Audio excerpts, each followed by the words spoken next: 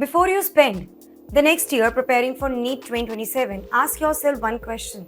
Are you even eligible to sit the exam? Percentage, age, subject combination, even your counseling history. One wrong assumption here can cost you everything. Let's fix that right now. This is your complete NEET 2027 eligibility check. But before we move ahead, there is a quick tip. If you want a free, personalized eligibility check, just send NEET 2027 on WhatsApp to the number on your screen. Now let's get into the actual rules.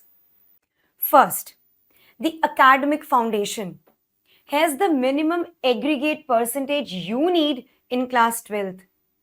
If I talk for general category, you require 50%, for OBC 40%, for SC 40%, for ST also 40%, for PWD general you require 45%, for PWD reserved you require 40% in your class 12th.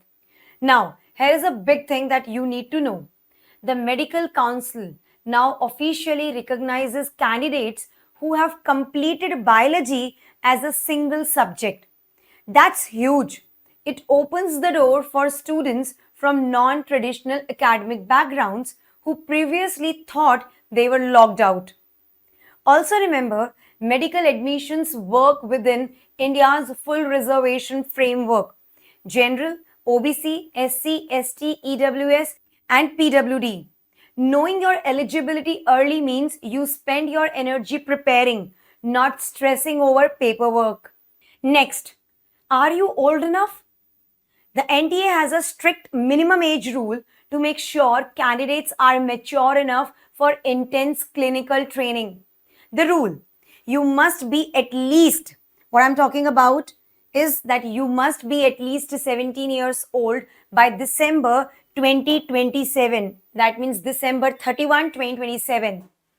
Here's a quick check. Your date of birth must be on or before 31st December 2010 to be eligible for the 2027 attempt. If you're not sure, pause the video and check your date of birth right now. Now, here's something most aspirants completely ignore. Counseling rules can affect your future eligibility. The medical counseling system runs on a zero-seat wastage philosophy. That means strict rules exist to stop seat blocking. Where a student takes a seat but never joins, blocking a genuinely deserving candidate.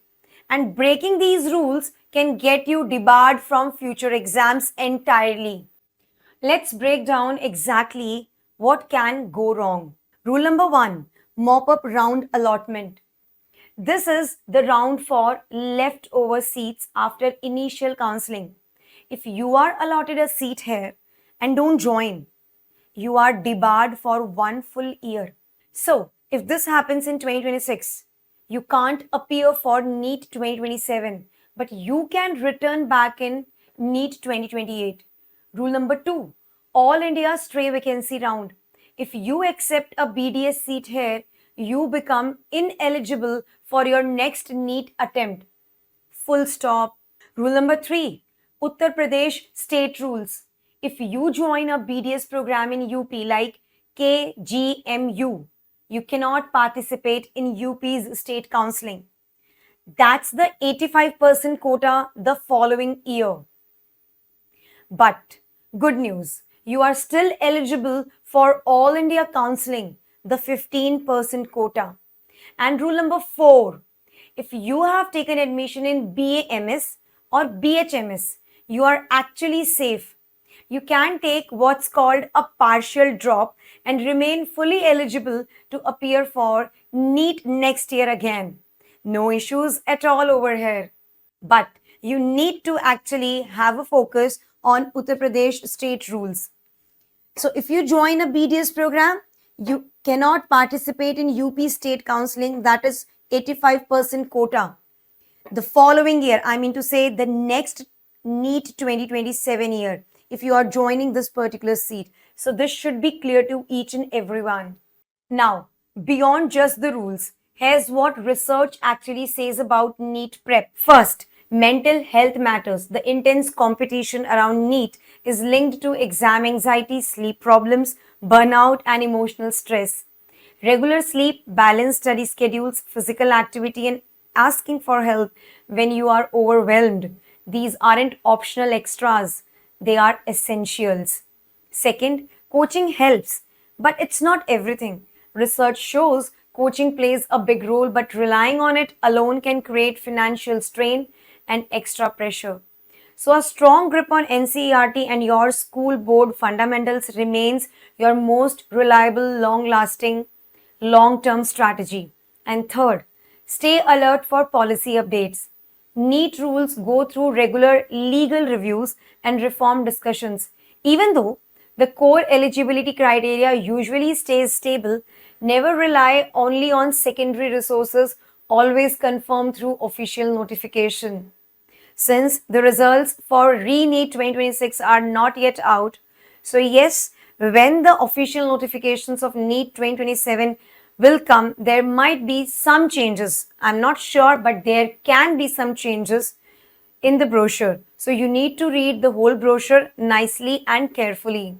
So here's your final NEET 2027 checklist. Academic percentage, have you achieved? Or are you on the track to achieve the required aggregate for your category? Second is subject eligibility. Have you completed biology, either as a core subject or a single subject? Third, age verification. Were you born on or before December 31, 2010?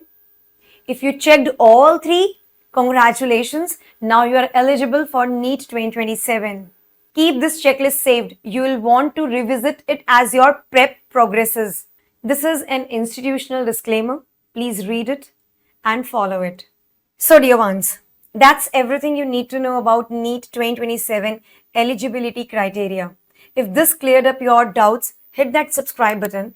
I post NEET updates and prep strategy every week. And for free counseling, WhatsApp NEET 2027 to 844 8388 756. See you in the next one.